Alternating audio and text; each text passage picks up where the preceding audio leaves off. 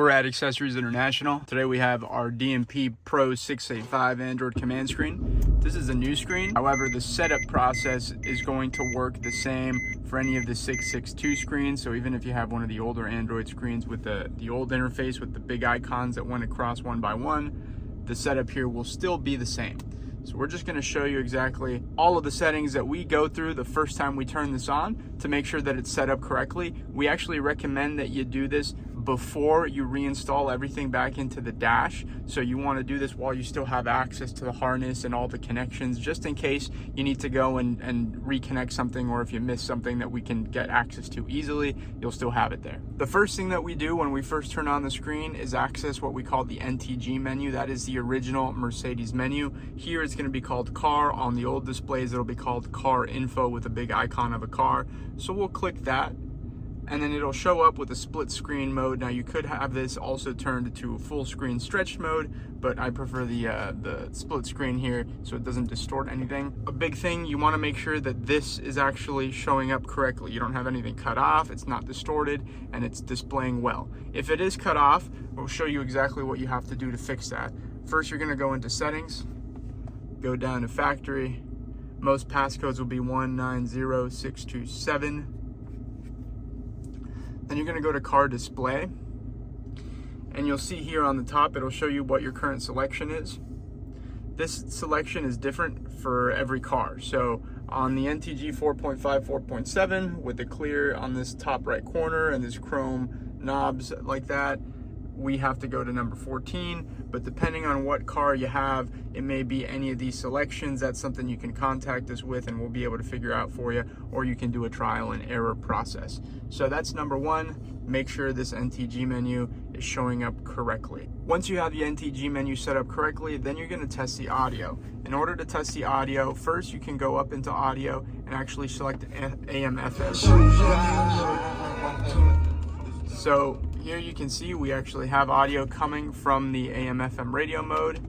Then we're going to test the audio from the Android mode. Now remember, you have two different operating systems in the car now. You have this original Mercedes operating system with the OEM radio, which we're using right now, and then you have this new Android screen which has its own operating system. So in order to get sound out of this Android screen, you always need to have the car set to auxiliary mode. If you don't have the car set to auxiliary mode, then the screen won't be able to communicate with your car speakers. That connection that you make into the center console storage box, that's for the aux connection. In some of the newer cars, it's called media interface, which you're using through like a USB, but you still always have to use that audio out aux cord that comes attached to the harness. So we're gonna set the car to aux mode here. We'll go back, and then we'll go to our music, and then you can test this in a variety of ways. You can do video, you can do music, whatever it is. You just want to make sure that you're getting sound. And here you can hear we are getting sound, so we know that that's working correctly. So that's step two. Make sure that you're actually getting sound from the Android screen. Step three, again, going back to the command knob, we want to make sure that this knob still works. Even on this Android homepage, see, we can move it around, get access to the different apps. You want to be able to use this knob so that you don't necessarily have to touch the icons. You can use the knob if you prefer. The third step is testing the rear view camera to make sure that the camera actually works. We're using our factory camera here, so we'll put the car into reverse. And if you see something like this, or if the camera says no signal or something along those lines, we'll put the car back into park. We're gonna go into our settings, go into system, then it'll say camera selection.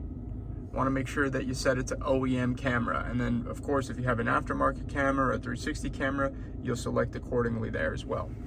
The fourth step will be some basic settings that we want to run through. So we're going to go into settings, we're going to go into system here. So first thing I'm going to do, mute while on reverse. Sometimes the OEM systems will have that pre-selected. You can turn that off if you don't feel it's necessary. Brightness, you can control how bright your screen is. Unit of temperature, most people in the US prefer the imperial units for Fahrenheit there. We'll choose that. And then that'll be everything in system here. Next, I like to configure the time. So if you turn on your screen and the time isn't set right, you can go into your settings. You can go down into Android, you'll look for an option that says languages, gesture, time, and backup under system here. We'll select that. You go into time, date and time, and then make sure that you have this set correctly. You can either set it automatically or manually change it. You'll be able to figure it out from there. That'll be everything in system here. Let's move down into factory. Again, 190627. We're gonna go through these real quick. So we're set to function. We're just gonna go down. Sometimes this TXZING assistant is turned on. You make sure that's off. If not, you'll have a little Android figure hanging out here all the time making noises. We'll keep going. Remember the last mode. If you prefer it to go to your OEM system, that's fine. If you want it to boot up with your Android system, you'll be able to control that there. Most of this you do not have to touch. Here on unit selection, again, most people prefer the imperial units for Fahrenheit, miles per hour, that type of thing. We'll keep going down, and that'll be everything in function. For the most part, you don't want to mess with too many settings here unless you're having an issue. That's when we'll go back in. For aux switching modes, the majority of us should be put into manual. I recommend go into vehicle, put this into manual. If not, your sound may be cutting in and out because the aux mode is switching randomly. So set this to manual. It'll save you from a headache. You don't want to have this car without OEM monitor on because then you won't be able to see your NTG menu. Okay, the number of doors you have, you'll set it there. Selections, all of this looks okay. This is all okay. Turn signal control should be uncontrolled. If not, when you put your turn signal on, it's going to switch to your OEM menu. Okay.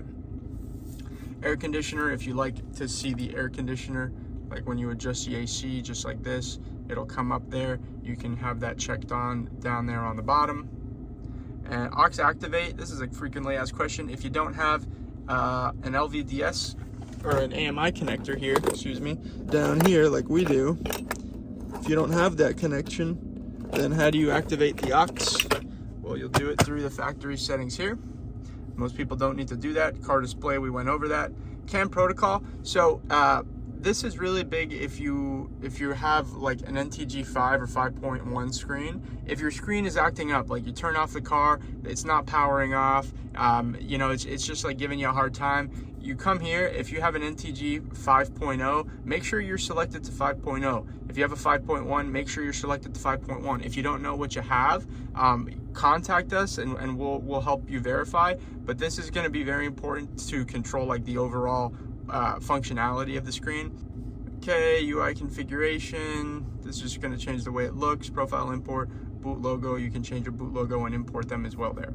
And lastly, we're going to pair our phone up to the Bluetooth so that we can use CarPlay. So the first thing you want to do before you even pair your phone is actually unpair yourself from the original Mercedes Bluetooth connection. I want you to just erase it, forget it. Don't actually just disconnect. You need to completely erase the device from your phone so that you don't accidentally reconnect. If you have it connected at the same time as the Android, it can cause some conflicts going back and forth between the Bluetooth connections. So step one, erase your Mercedes Bluetooth. Then on this new screen, you're going to go to this Bluetooth selection here. On the older screens, it will be called telephone, where you'll be able to see all of your Bluetooth connections and open your phone settings and just pair your Bluetooth as you normally would. Once you have your phone paired to the Bluetooth, then you'll look for this icon that says phone link. On the older screens, it should also be called phone link. So this is going to open up the Z-Link app, and then that'll show us the CarPlay display. You'll be able to see everything here. And this is going to give you your CarPlay setup. Once you have your phone paired to the Bluetooth and the CarPlay is set up, make sure to test your OEM microphone with a phone call. I suggest doing a phone call to someone on your contacts just to test out, make sure they can hear you and you can hear them.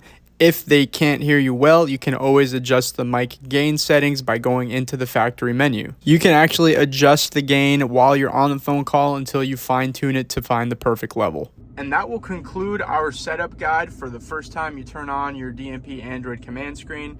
Guys, if you have any questions for us, my name is Alex at Accessories International. We are based out of Miami, Florida. We sell the screens, we do the installations, we give the support. So give us a call for any settings past this. There's always some more advanced things that we can start messing with, but this is just going to be the basic stuff. Again, if you have questions, give us a call. Feel free to reach out. Thanks again for tuning in. We'll see you next time.